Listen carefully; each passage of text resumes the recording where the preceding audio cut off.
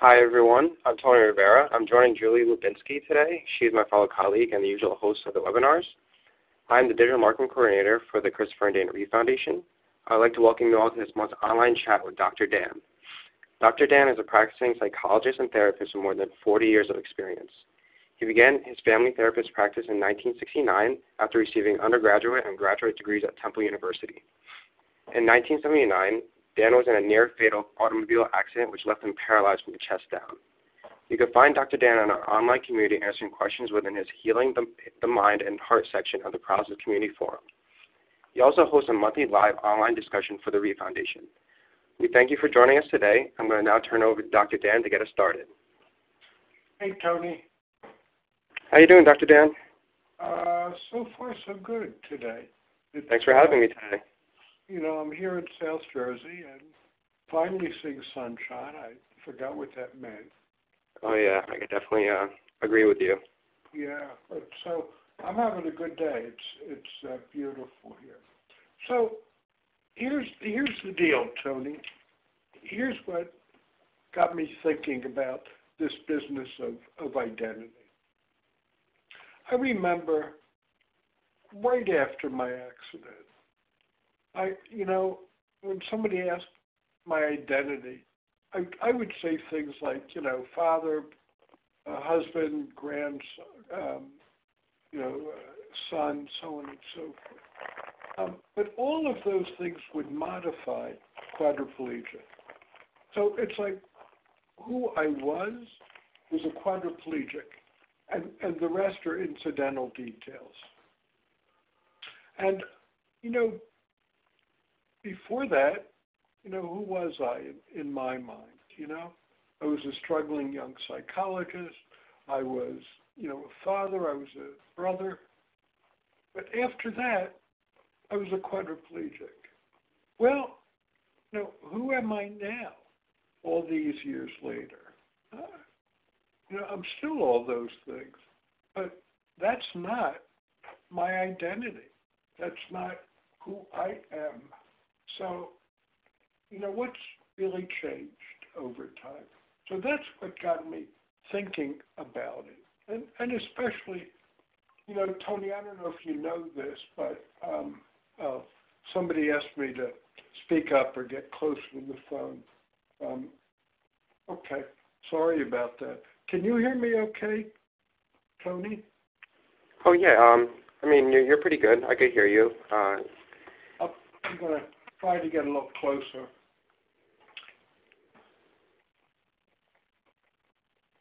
Okay, I think everyone's agreeing. I think they're okay now. Okay. So anyway, I don't know if you know this, or many of the people listening know this, but I've hosted a radio show on WHYY, Philadelphia's NPR affiliate. And it's been on the air for 30 years. And as of my 30th anniversary, which was a few weeks ago, I announced that I was no longer going to be doing my weekly show. Well, it was the right decision for me. It's also a great loss. And theoretically, another shift of identity. Everybody in this community knows me as, Dr. Dan, the radio host. So who am I now that I'm about to lose that? And what does identity really mean? So that's what got me thinking about this. So I'm just curious. Tony, how about you? We've never met. I don't know your age, but if you're like most humans, you must have had changes in your identity over the course of your life so far. Of course. Not to get super personal, though. When I was younger, when I was 5, my father passed away. I had to go through all that stuff, not knowing, how to grow up or who to follow. And then from going to each educational level, from high school to college into, workplace, being an adult, things change. And I still find myself nowadays just trying to think, who do I want to be? Who do I want to present myself to? It's a question that I do constantly ask myself at times. And for me personally, I feel like you can never really identify yourself constantly, but that's just me.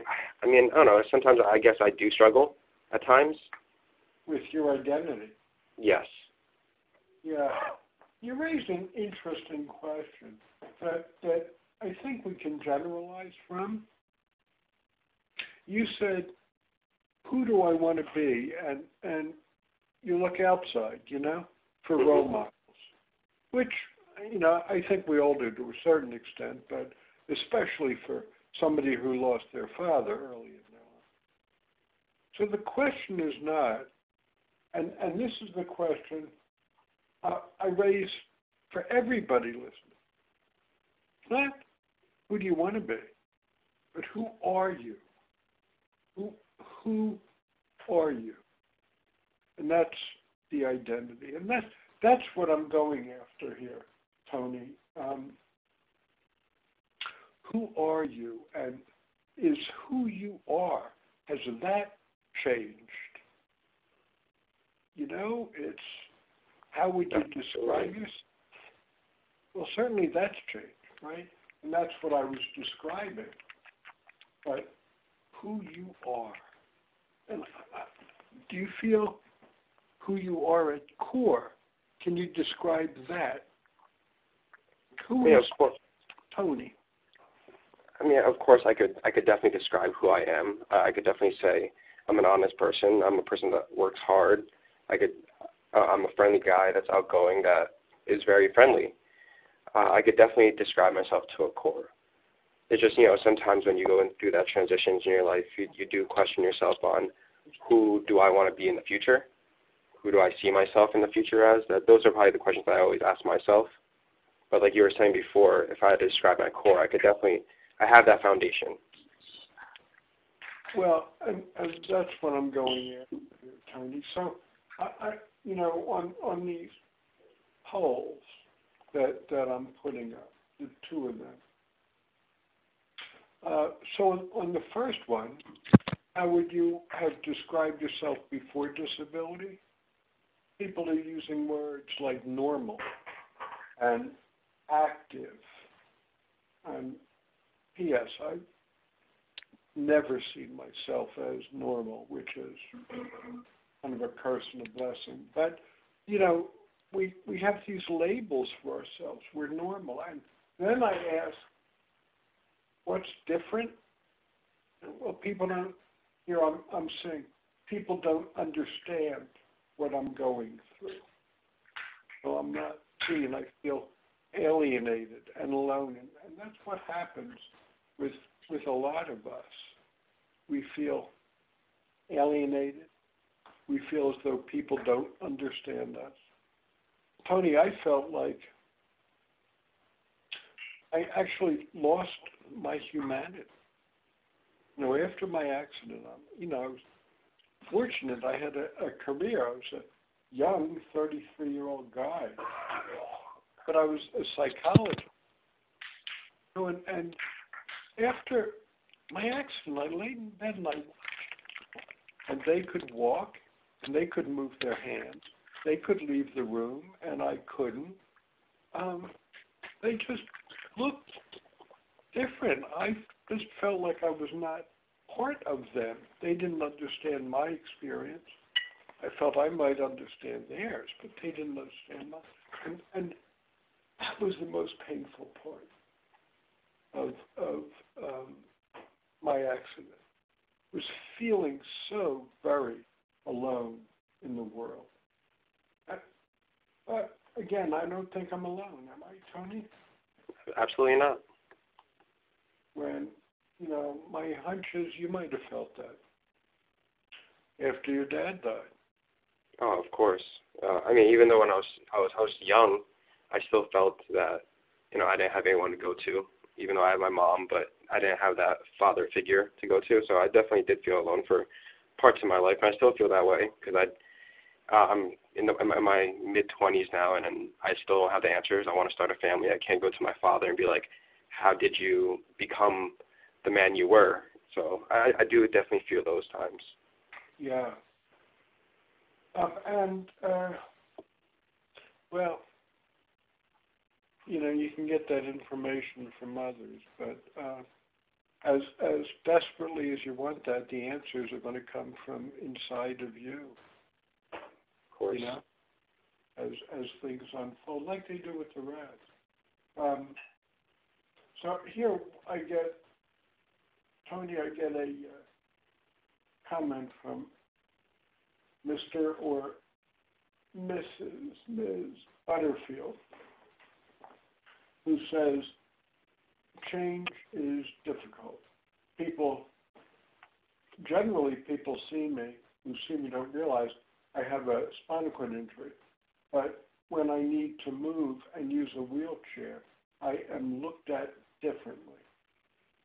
And then he goes on to say, after my spinal cord injury, I realized that we are not our bodies. We are spirit. And, he's saying two different things, Tony. One is that he's looked at differently. And that's one experience, when we're not seen for who we are. And the other is just realizing we are not our bodies. Tony, I spent so many years, and I still do, apologizing to my loved one for the price they have to pay. I'm living now with, just a magnificent woman who loves me, and I love her, but I watch her face when my neuropathic pain is really bad, and I am just in agony, and I watch her face. I'm just now recovering from a decubitus that I wrote about, and I've had to be in bed 18, 20 hours a day for the last 5 weeks. And I watch her as she has to go to these events by herself now. And all I want to do is apologize to her.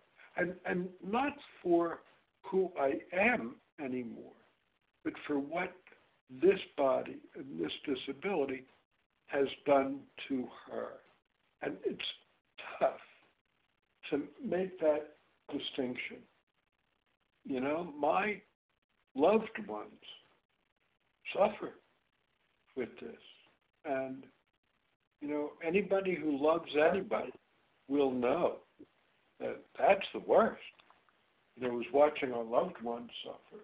That's worse than our own suffering. So it's really work to do what S.K. Butterfield did. To make that distinction between who I am and what has happened to my body. It's hard to make that distinction, but once you do, it's liberating. Like I said in the beginning, Tony, everything modified quadriplegic. And now, nothing does. I'm like you described, Tony, I'm a good guy, mostly. I am kind and loving, mostly. I am neurotic, mostly. And I work hard to try to make the world a better place and be kind. And that's just part of who I am. I'm also, I have higher than average baseline anxiety. I can become very insecure and prone to depression and so on and so forth. But, that's who I am really, is how I experience my life day by day and even moment by moment. I've got another comment from Mr. or Ms. Butterfield. I'd really like you to just mention what gender you are. So he or she says, after my SCI, I realized that we are not our bodies. We are spirit. So James chimes in and says, wait a sec. I am the wife of a para. What really bothers me is when we are out somewhere or at a doctor's appointment and a person turns to me to ask me a question that my husband is able to answer.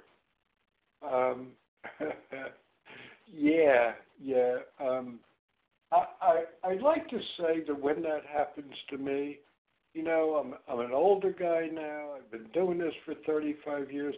I'd really love to tell you that that doesn't bother me anymore. I'd love to tell you that, but it would be a lie. It still annoys me. I remember when my girls were 5 and 6 when I had my accident. But when they were a couple of years older and I was driving, we would go to a restaurant. Now, they'd be like 9 and 10. So we'd go to a restaurant, and the three of us would be there waiting at the hostess table. And the hostess would ask my 10-year-old daughter, where would he like to sit? And I would turn to my 10-year-old daughter, and I would say, tell her I would like to sit over there. And my daughter says, he would like to sit over there. And finally she realized that this was ridiculous. But it is very frustrating. Ultimately, what's frustrating here is that we are not seen for who we are. And that is probably the greatest pain I think humans can endure. And I think that is a very commonplace pain. You know, Tony, I wrote a column. I used to write a column for Philadelphia's local newspaper, The Inquirer. And one of my most popular columns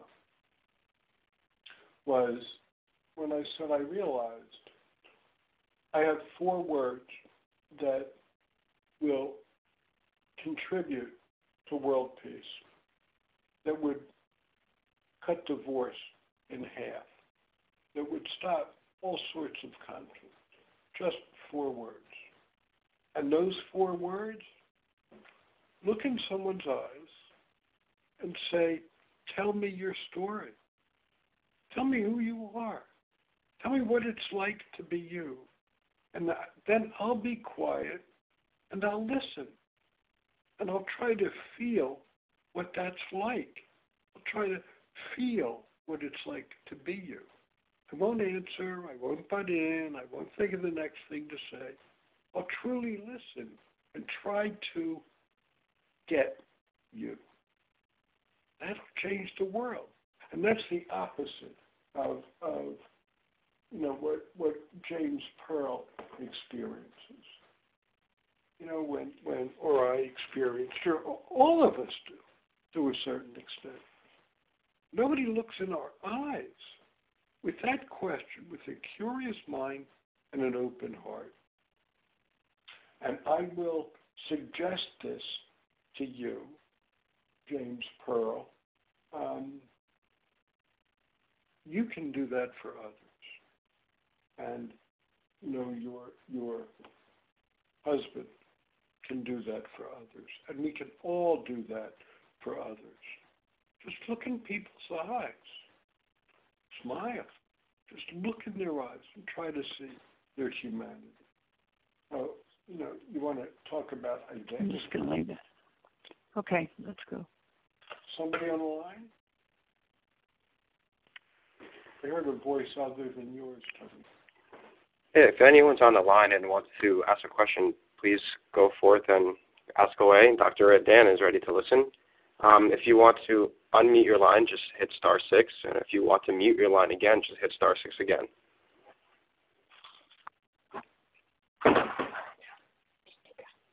Sorry. Yes, this is Julie. Hi, Julie. And hi, how are you, Dan? I just, I was listening to what you had to say about feeling lonely and relating to, I forgot that gentleman that was talking before. And Tony, right. And the lady that she was saying that she felt that every time somebody asks something, they don't look at you. It's like, hey, I'm here, I'm alive, I'm a human being. I'm just in a wheelchair, but I have feelings. And a lot of people think that, that you don't have any feelings. It's like you're like a person out of space or something, Yeah. And it's hard, too, and also with the family portion of them, how we feel guilty that all these things happen to us and then our family has to go through it, but yet they don't understand how we feel and what we go through. I mean, even though, yes, it's hard for them, but then it's also very hard for us. Yeah. Well, depending on the type of family you have, they may or may not be open to being curious about what it's like for you.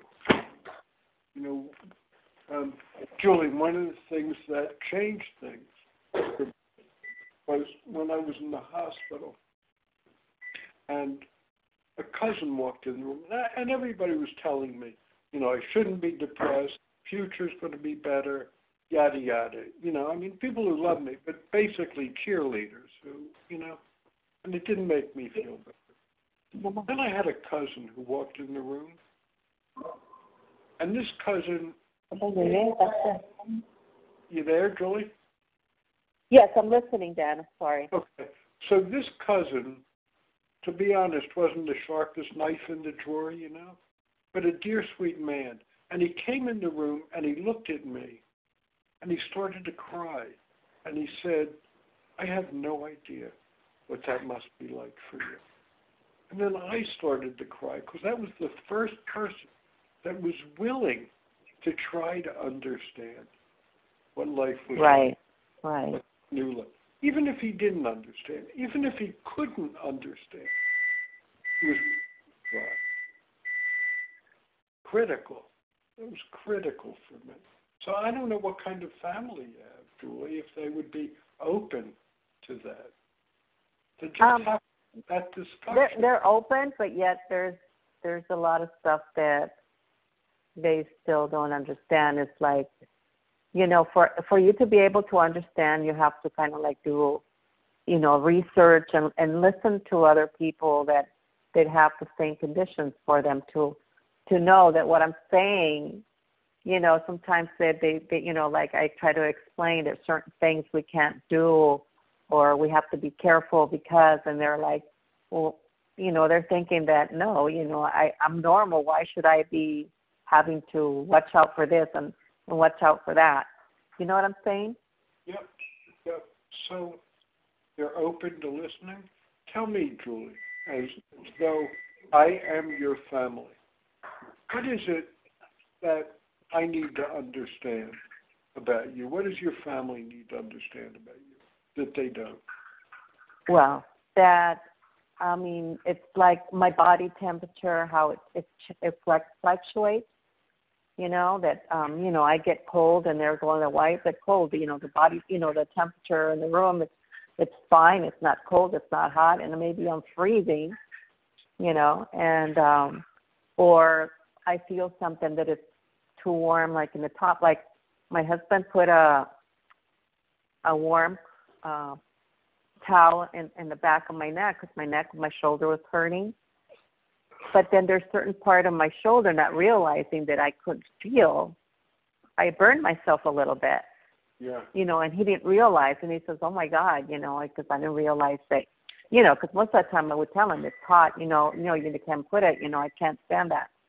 But then he couldn't understand that there's certain parts of my my paralysis that I cannot feel.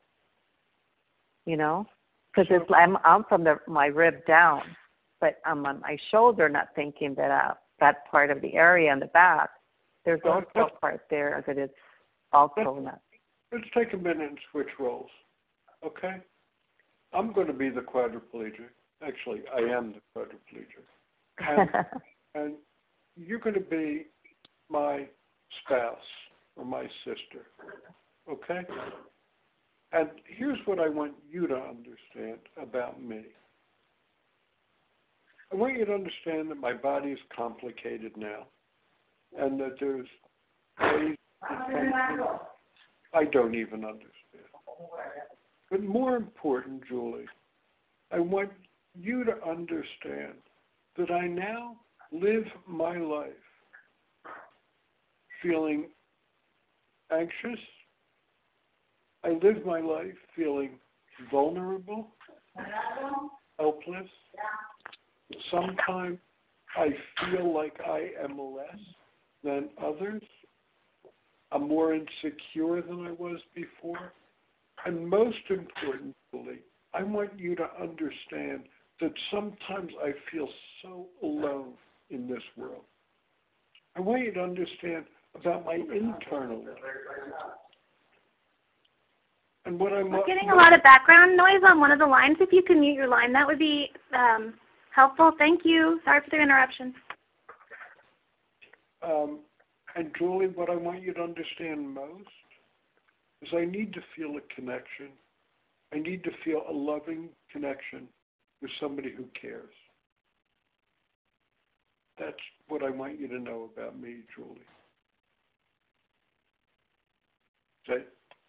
Yes. Do you feel something similar? Yes. Yeah. So there's two things, Julie. There is our external lives, which is these bodies of ours that are complicated. And then there's these internal lives. And, you know, maybe it's because I'm a psychologist, Julie, but it's the internal lives that cause the most pain. Right? It's right. being alone in the world. That's more painful than my neuropathic pain. And when I feel this excruciating pain in my body, this neuropathic pain, what hurts most about that is the stories I tell myself about the pain. It'll never be better. I'm going to be miserable for the rest of my life, so on and so forth. Right. When I don't tell myself those stories, and I say simply, my God, this kind man is suffering right now. Changes everything. Pain's the same. So, you know, we as humans, you as a human, we need to feel connected, you know? And what you're describing is not feeling connected to your family. That's painful. It is, totally. I mean, you know, my husband is very supportive, but yet, like I said, there's a lot that he doesn't understand, you know, and I try to explain to him and I try to tell him, you know, that I read a lot, you know, and I go a lot into your site and I get a lot of input, you know, because I try to also learn more, you know, to be more aware of my body now, how it is, what I need to look for, you know, that there's certain things that I might not understand, you know, that I might be getting, maybe there's a pain and then my body's telling me in another way that I'm having pain, but I don't know, you know, so I'm kind of like have to like pay attention more. Well, we just posted, I don't know if you saw it yet or not, in the chat box about a book that the Reef Foundation is offering. It's, you know, that just explains what's happening and what it means.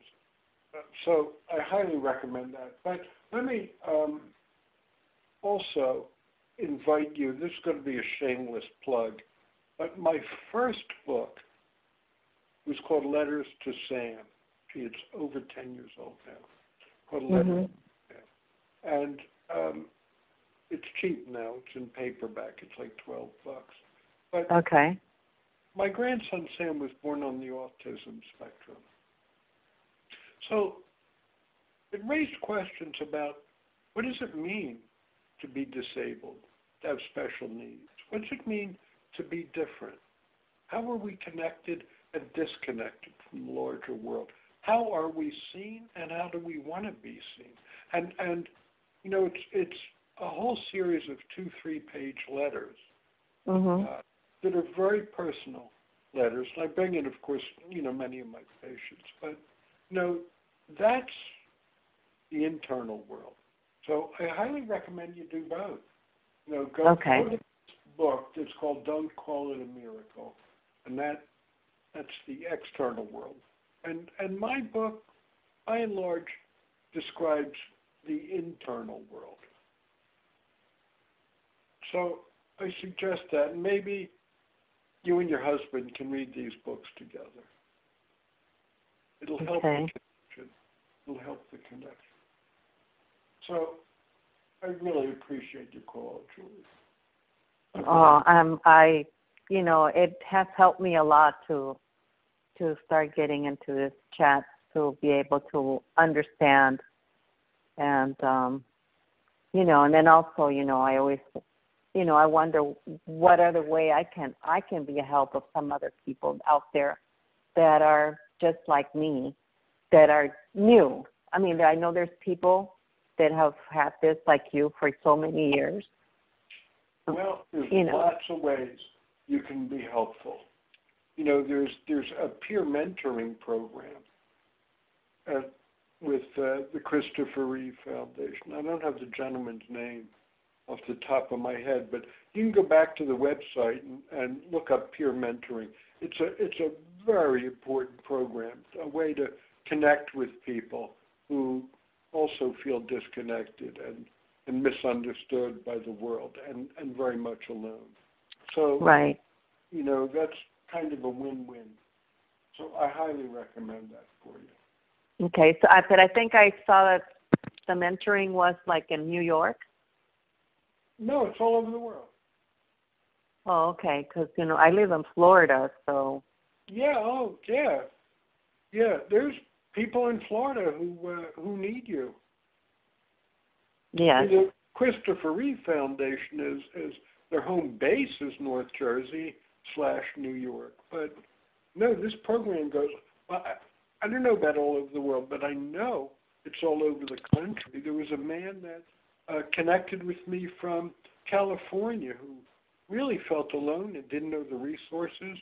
There we got him connected with a peer mentor out in California. Okay. You could actually visit the ChristopherReeve.org/peer.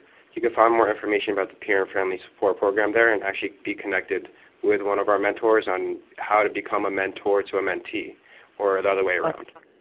Okay. So it's Christopher Reeve Foundation / That's peer? ChristopherReeve.org/peer, PER. Okay. Got it. Thank you. Yes, thank you. Thanks so much. And if there's anybody else on the phone who would like to join the conversation, that would be great, because you certainly don't want me blathering on too much longer. So Ms. Butterfield, and she was kind enough to tell me her gender. She said, I feel separated from others as though I'm living on a separate plane. Yeah, that's how I felt. You know, I felt less than human, and I felt that for a long time.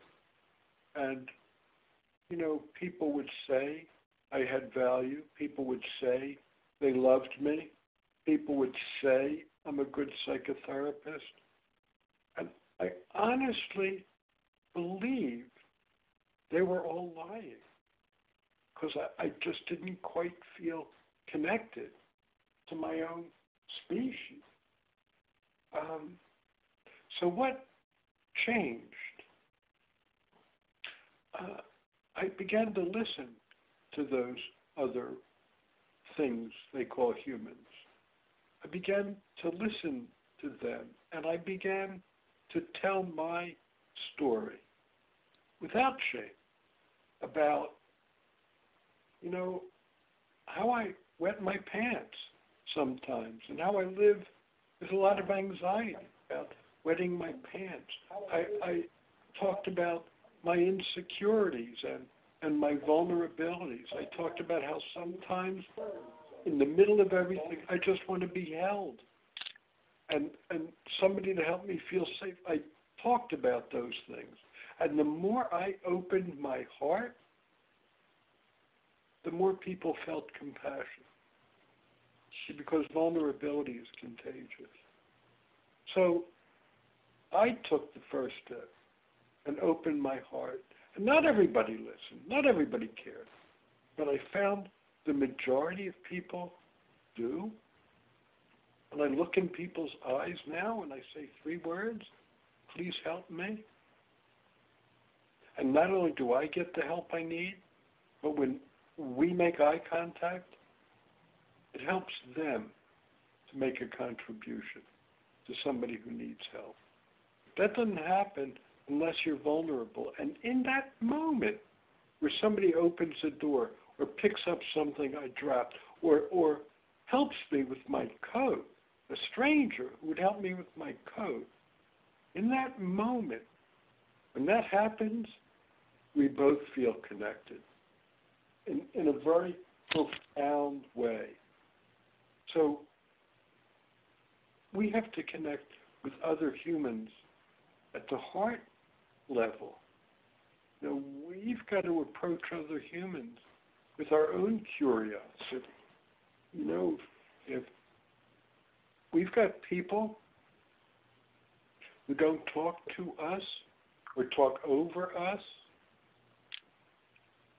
if you can approach those people with curiosity and wonder what their hearts are like. Are their hearts open or closed? Do they feel insecure? Do they feel anxious right now?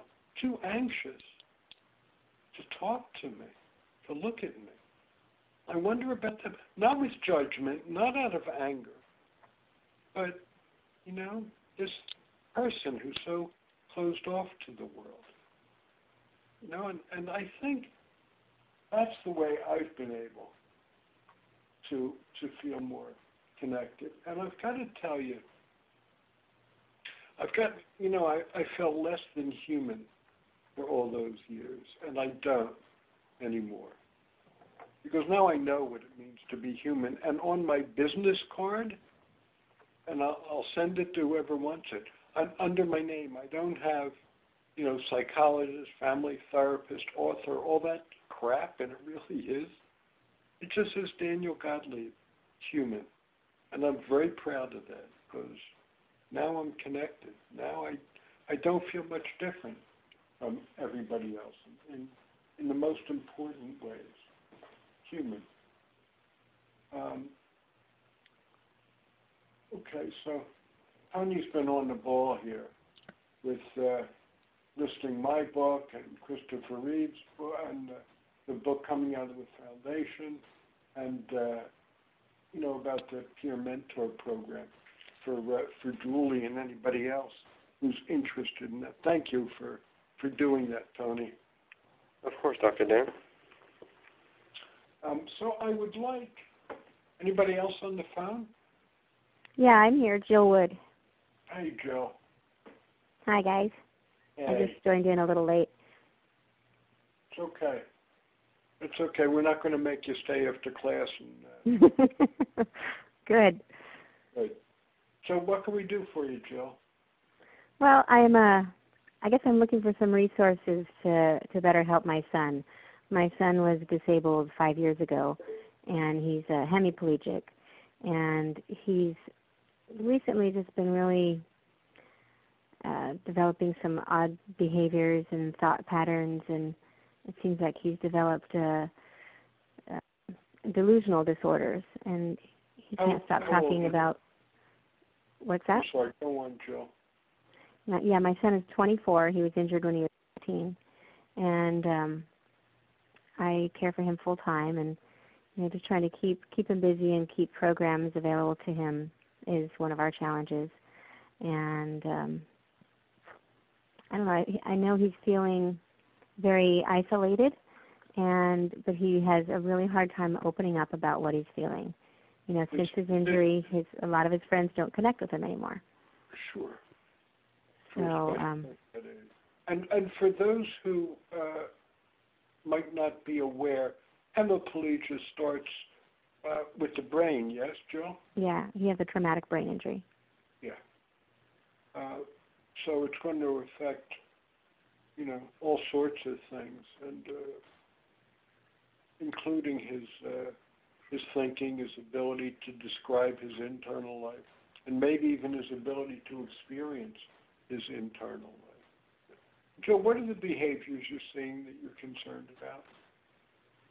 Well, he has OCD, and that seems to have manifested in his inability to stop thinking about end-of-world times and the apocalypse, and he feels that he needs to warn everybody and make a plan. And last week he started lying about things. He's never lied, bold-faced lies. Julian, did you take my laptop off my desk? And he goes, no. And I looked, and it's down by his feet. And I'm like, well, then why is it right by your feet? And he got all mad. And then before that, I came home from the grocery store, and he was missing, and so was my dog. And I found him coming up the street in his power chair in the middle of the road in the dark on a windy bend. And he said he was out looking for the dog, but he actually took the dog and went and tied her up to somebody else's house 3 streets over. Things that just don't even make sense. But he got in his mind that the dog was negative and had this negative energy and needed to be removed from the home. Poor baby. So has this been going on for 5 years, or has it taken? No, it's really been like this intense and more acute has been since I'd say probably the past 3 months. We got him. We had him start on growth hormone treatment. His primary care physician thought that would help his brain injury, and he just started to decline cognitively very quickly. So we took him off that and realized there are some preservatives in there that don't do well on most human bodies. And I think he's been kind of detoxing from that, but it's affected his ability to process information. Yeah. And he comes up with beliefs that are based on nothing, and they're unshakable. So I've got a couple of thoughts. I mean, this obviously is not my area of expertise. I'm just a shrink in a wheelchair. But one thought from a clinical point of view, and that's to recommend you not challenge him. Right. The laptop, the dog, that kind of thing. I wouldn't challenge him because that's just going to increase his anxiety and agitation. And you're right. I've learned that in the past just 36 hours. Yeah. And I'll bet you learned it the hard way. I did, yes. Yeah, that's how we learn the important lessons. The other thing, where do you live, Jill? San Clemente, California. So you've got access to medical resources. Just through Medi-Cal. We don't have any really great insurance. Just the state funding. No, that's not what I mean. Medical resources, good doctors. Oh, sure, yes. People who specialize in brains. Do you have one, a good physiatrist, neurologist for him? Not really. We just we lost our neurologist, who was pretty good. He stopped taking our insurance, and so we have an appointment coming up in a few weeks to meet our new neurologist. Don't know much about him. Farther away, we'll find out how good he is. So currently he's not under the care of one. Right. Oh, I'm so sorry to hear that. Oh, that's frustrating. Yeah, I have been. Healthcare. Yeah. So you're doing for him everything you can. Just understanding and compassion. Don't try to talk him out of anything. The question is, I would ask, is what can I do to help you feel better? What can I do? Is there anything I can do to help? And of course, the mechanical stuff, Jill, about keeping him safe. He doesn't sound like he's going to be safe on his own at this point, and hopefully will return to baseline. Jill, I know you didn't call about this, but do you mind saying how you're doing? Well, I'm definitely feeling overwhelmed, and up until this point, I've felt like I've had a pretty good handle on this. We've had a pretty good plan, and we've had lots of wonderful programs in place. But since his cognitive functioning started to decline, he's been home with me 24/7 because you're right, I don't feel it's safe to have him go out. And so all the wonderful programs that he was involved and engaged in that were bringing him lots of happiness and joy, I've had to take back because he can't travel independently. And so I've been feeling quite overwhelmed. And so I guess that's one of the reasons why I'm calling, is I know I need to reach out and find more resources again. It's taken me 5 years to get to this point where we felt pretty plugged in and we had lots of resources available to him. And now I need a whole different set of resources. And I need more, psychological and neurological resources, not just, physical resources, things to help him physically improve. Well, maybe you could reach out to the peer mentor here. Yeah, that was one thing I heard you talk about. I am interested in that. Might be helpful.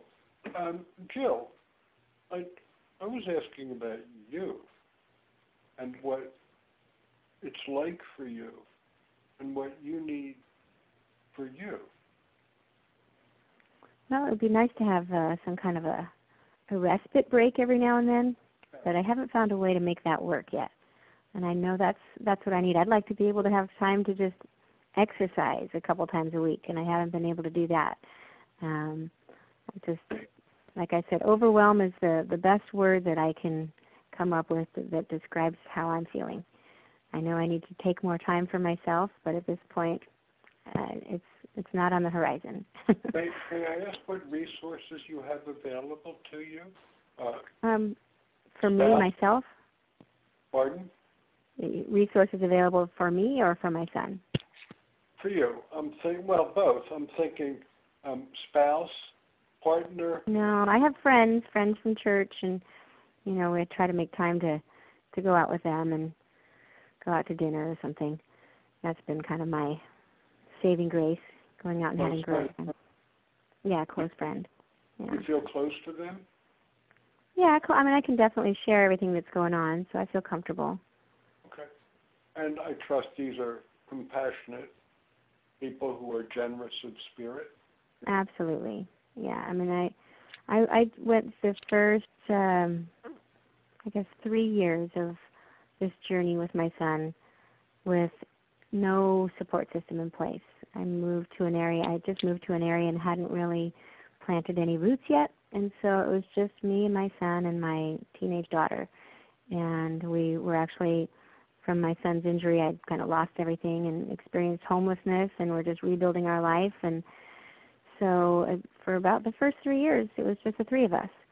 So I'm very grateful to have plugged into a community and have some good friends now that really make a difference. Somebody that I can call when I'm about ready to lose my mind. Yeah. So when you say homelessness, I'm guessing parents, siblings, cousins? No, it was motels. Yeah, it was motels. I would just, we'd moved to about an hour away from all of our family, and the only thing that I had was a job. And so I had just put my son and a daughter at a motel during the day and went to work, and I'd get a motel that was near my job. And we found 4 or 5 different motels that we could bring our dog to, because we had a dog too. So for about 3 months, that's how we did it until we could find a place. So I wonder if some of your church friends could offer you respite just to come over and hang out with your son for a few hours so you could get some exercise or get involved with yoga once a week. Is that realistic? Because, I mean, that's what they do. Yeah. I mean, that's, you know, I'm a member of a synagogue, and I'm not big on the religion thing, but that's community. That's my, you know? Yeah, you know, I had some friends that, you know, I shouldn't say I had. We have some friends that have been pretty good about taking Julian out and, you know, separately so that he has some friend time, which gives me a break. But he's kind of wearing them all out the past few weeks because all he wants to do is talk about the apocalypse.